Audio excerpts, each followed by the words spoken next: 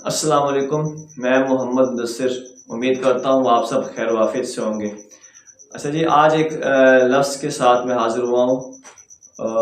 मेरी कोशिश है कि जो कुछ मैं सीखता हूँ अपने व्यूवर्स भी हैं मेरे और मेरे जो तलबात हैं उनको भी ये सीखने का मौका मिले। तो वो लफ्ज़ है पस्से मंज़र। हम अक्सर अपनी गुफ्तगू में इस लफ्ज़ का इस्तेमाल करते हैं।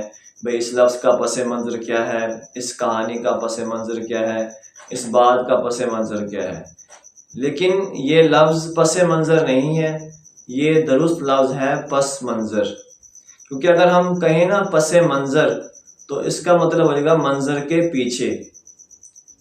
सीन के नीचे ज़ेर लगाएंगे, सीन के नीचे जब ज़ेर लगाएंगे तो उसका मतलब हो जाएगा मंज़र के पीछे। दुरुस्त जो इसका इस्तेमाल है या दुरुस्त इसका जो तलफ़ुज़ है वह है पस मंज़र, मतलब पीछे का मंज़र। जब हम कहेंगे पीछे का मंज़र तो मतलब गुज़िश्ता जो कुछ हो चुका है उसके बारे में मालूमात जो देना मकसूद होता है। तो इस कहानी का पस मंज़र क्या है, इस बात का पस मंज़र क्या है, इस ज़रबुल मिस्र का पस मंज़र क्या है। तो लफ्ज़ पस मंज़र है, पस मंज़र नहीं है। उम्मीद है आपको इसकी समझ आ गई होगी।